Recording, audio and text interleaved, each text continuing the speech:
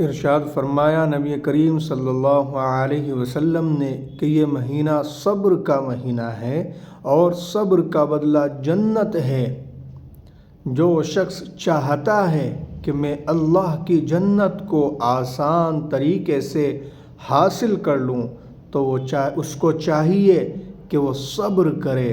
روزے کی وجہ سے جو پیاس لگتی ہے، جو پریشانی ہوتی ہے، اس کو برداشت کرے اور اللہ کی مخلوق کے ساتھ خیر خواہی کا معاملہ کرے، غریبوں کے ساتھ، یتیموں کے ساتھ، مسکینوں کے ساتھ خیر خواہی کا معاملہ کرے، اپنے مال کو اللہ کے راستے میں خرچ کرے۔